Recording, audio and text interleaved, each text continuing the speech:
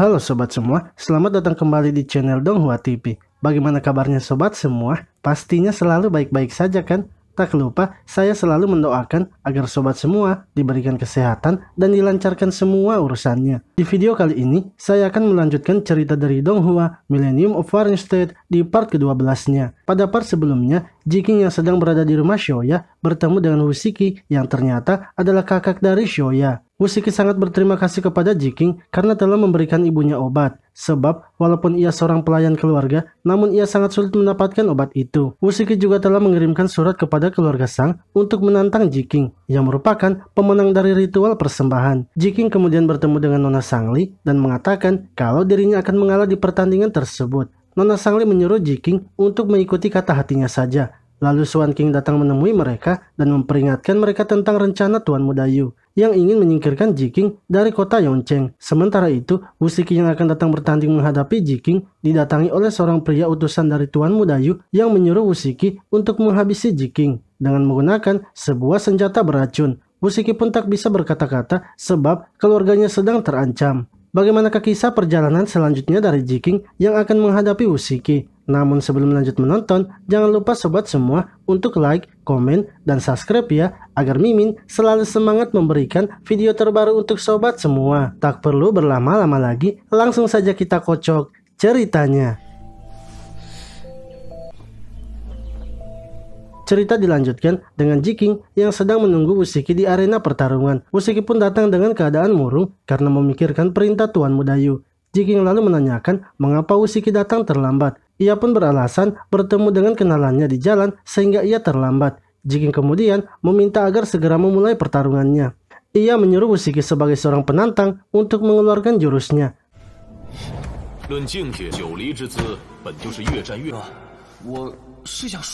Namun sebelum itu, Jiking mengingat pesan dari pengawal Wei yang mengatakan jika Jiking ingin mengalah dari Wusiki, ia harus melakukannya pada saat detik-detik akhir pertarungan, sehingga Wusiki akan mendapatkan pengalaman bertarung serta tak akan mengetahui rencana dari Jiking. Sementara itu, Wusiki yang sudah siap kini langsung menyerang.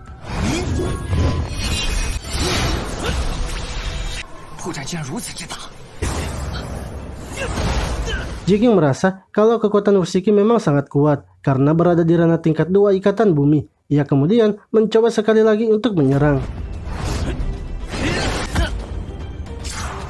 Saat sedang bertarung, Wusiki membayangkan jika dirinya menggunakan senjata beracun yang diberikan kepadanya, di mana ia sebenarnya dapat dengan mudah menembakkan senjata itu dan menyakiti Jiking. Namun ia masih bimbang dengan apa yang harus ia lakukan. Jiking pun menegurnya karena ia merasa tangan Jiking terluka. Ia meminta agar mereka bertarung di hari lain saja. Sementara itu pengawal Wei yang menonton merasa aneh dengan Wusiki yang tidak fokus. Ia mengira kalau Wusiki meremehkan Jiking. Sementara Wusiki merasa kalau Jiking adalah orang yang baik dan seorang pahlawan. Serta ia juga berhutang budi kepadanya. Hal itu pun membuat ia semakin bingung mengambil keputusan. Di sisi lain, Jiking merasa sepertinya Wusiki sedang sakit dan ia harus segera mencari momen yang tepat untuk mengalah.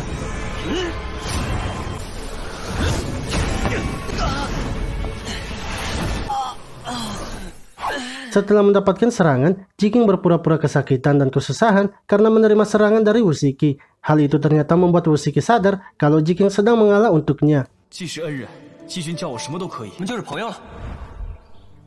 Setelah mengingat kebersamaan mereka sebelumnya, Wusiki akhirnya memutuskan untuk mengalah kepada Jiking. Pengawal Wei merasa aneh dengan keputusan Wusiki sebab ia masih memiliki sisa kekuatan. Orang-orang pun berpikir kalau Jiking sangat hebat karena baru beberapa jurus saja, namun Wusiki sudah mengalah. Namun keputusannya itu diprotes oleh Jiking karena seharusnya yang mengalah adalah dirinya.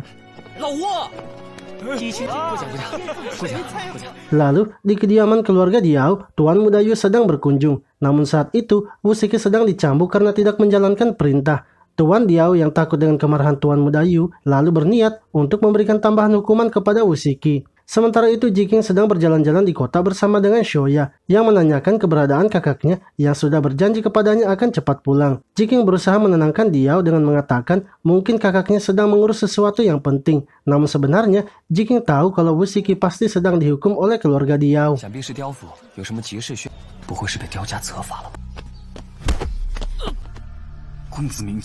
Di sisi lain, Tuan Muda Diao sangat marah karena Wushiki mengaku kalah, sehingga membuat keluarganya menjadi malu. Ia pun menanyakan apakah ada rahasia yang Wushiki sembunyikan. Tuan Muda Diao menyuruh Wushiki untuk memberitahukan alasannya agar ia bisa membantunya. Wushiki akhirnya mengaku kalau 3 hari yang lalu ibunya sedang kritis dan Jiking lah yang telah menolong nyawa ibunya. Serta di sparring yang mereka lakukan, Jiking berniat untuk mengalah agar bisa membantunya menjadi terkenal di Yongcheng. Hal itulah yang membuat ia tak bisa melakukan perintah itu.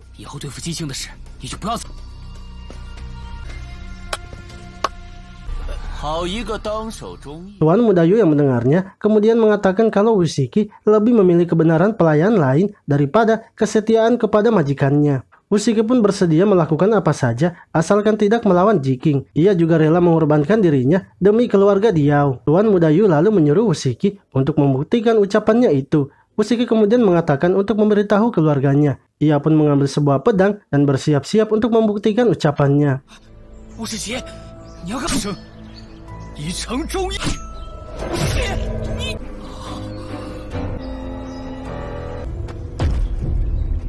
Setelah kematiannya itu, Tuan Muda Yu mengatakan agar mayat Wushiki harus dipajang di gerbang kota sebab ia telah berkhianat kepada majikannya dan berteman dengan penjahat. Tuan Muda Yu juga ingin agar keluarga Wushiki harus ikut dikuburkan.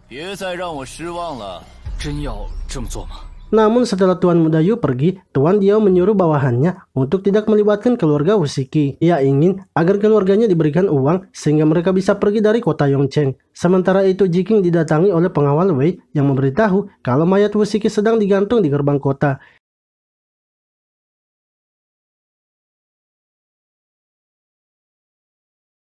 Jiking yang melihat Wushiki diperlakukan seperti itu menjadi sangat marah. Ia kemudian pergi memberitahukan kepada Xiaoya apa yang terjadi kepada kakaknya, yang membuat Xiaoya sangat bersedih dan terus menangis. Tak lama kemudian, Swan King datang memberitahu bahwa semua yang terjadi adalah salah dari Jiking. Ia mengatakan Wushiki pasti sudah menolak perintah untuk membunuh Jiking, sehingga hal itulah yang membuatnya harus menebus kesalahannya dengan nyawanya. Ia juga menyarankan agar Jiking tidak bertindak dengan emosinya, karena bisa saja keluarga Sang dan keluargamu akan memulai konflik yang baru.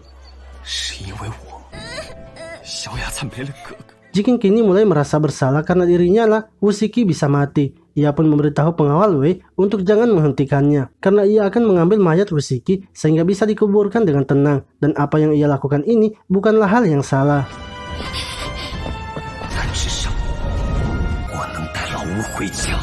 Oke sobat semua, itulah tadi cerita dari Donghua Millennium of Warringstead di part ke-12-nya. Nantikan terus perjalanan Jiking ya, karena ceritanya kini semakin seru. Terima kasih telah menonton video ini, sampai jumpa lagi di video selanjutnya.